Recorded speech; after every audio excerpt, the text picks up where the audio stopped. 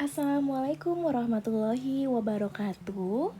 Hai anak-anak, senang sekali rasanya Umi bisa kembali menyapa kalian dan tentunya memberikan materi terkait pembelajaran bahasa Indonesia. Nah, untuk kali ini Umi akan mengajak kalian membahas mengenai materi yakni gabungan kata dan afiksasi. Kalian sudah tahu belum apa itu gabungan kata? Ya, jadi anak-anak, gabungan kata adalah penyusunan dari kata yang berbeda. Umumnya dua kata yang sesuai dengan pedoman ejaan yang disempurnakan. Nah, untuk gabungan kata ini ternyata dibagi menjadi dua jenis, gabungan serangkai dan gabungan tidak serangkai. Mari kita lihat contoh lengkapnya. Di sini ada jenis yang ditulis serangkai dan ditulis terpisah. Kita perhatikan coba anak-anak untuk contoh gabungan kata yang ditulis serangkai. Ada kalanya, apalagi, matahari, olahraga, sukarela, dan duka cita. Lalu yang ditulis terpisah yakni alih fungsi, cita rasa, duta besar, orang tua, dan tanggung jawab. Kita ketahui bersama kalau gabungan kata ini berarti ada kata dasar yang digabung dan membentuk makna yang baru. Kita ambil salah satu contohnya. Di sini kita ambil contoh orang tua.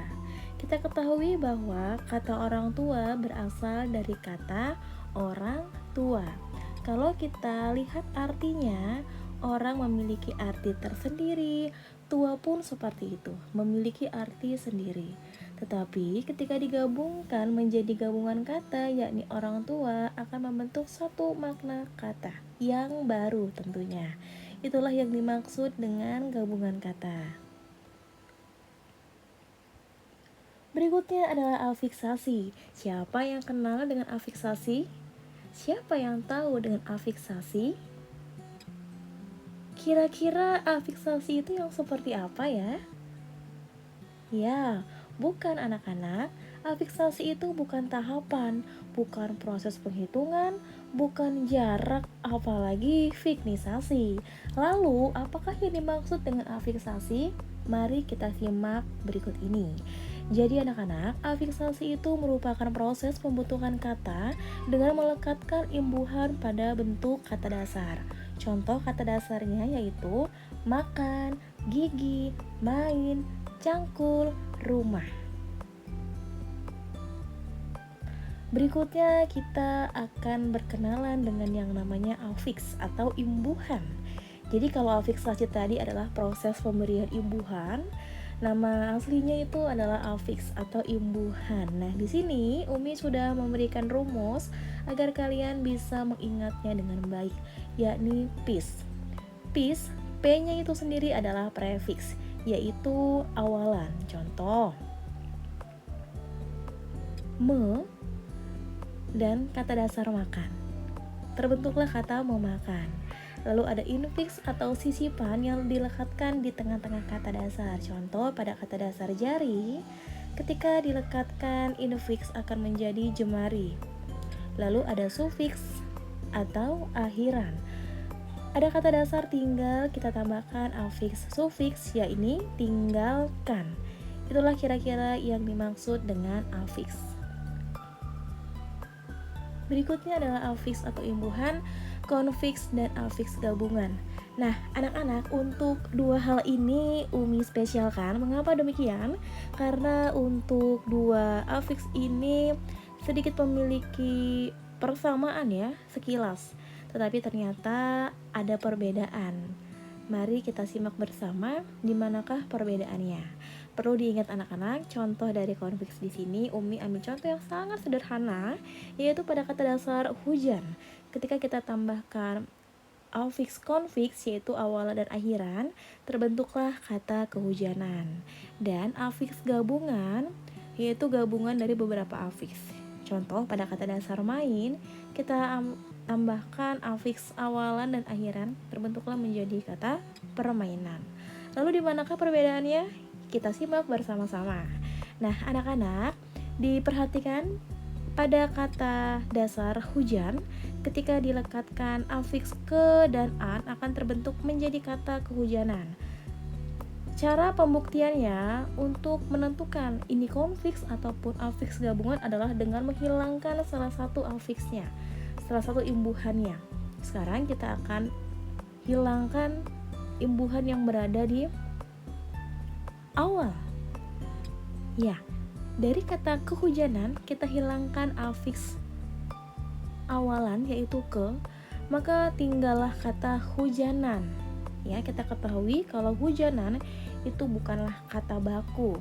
Sekarang kita akan hilangkan afiks an, terbentuklah kata kehujan. Kehujan.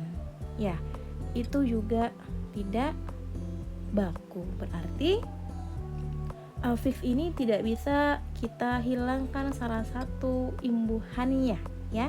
Kata ini tidak bisa kita hilangkan salah satu imbuhannya.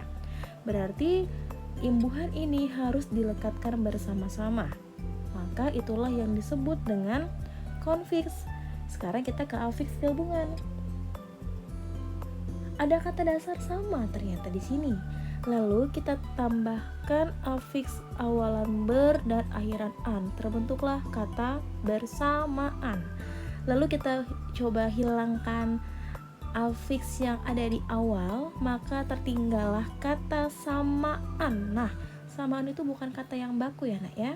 Lalu kita coba hilangkan afiks an, tertinggallah kata bersama. Ini ternyata baku ya, terbentuk kata bersama. Ini adalah kata yang baku. Berarti kalau yang seperti ini yang disebut dengan afiks gabungan. Dapat disimpulkan kalau konfiks itu imbuhannya harus dilekatkan secara bersamaan, awalan dan akhiran.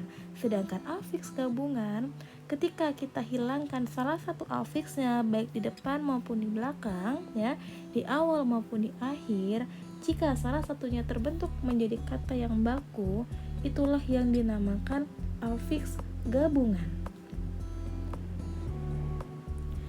Nah, terakhir ya, Umi masih ingin memberikan cara yang lain masih berkaitan dengan imbuhan.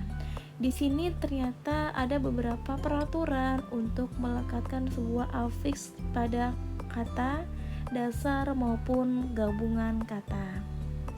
Jadi, jika salah satu kata dalam gabungan kata berimbuhan awalan atau akhiran, gabungan kata tersebut harus ditulis terpisah. Contoh, bertanggung jawab. Contoh berikutnya, berterima kasih. Kita lihat di sini, bertanggung jawab berasal dari kata tanggung dan jawab, dilekatkan imbuhan di awal yaitu ber, maka terbentuklah kata bertanggung. Sedangkan jawab karena tidak ada imbuhannya alias tetap kata dasar yaitu jawab, berarti di spasi atau diberi jarak gitu ya. Jadi terbentuklah kata bertanggung jawab. Sama pun halnya dengan berterima kasih.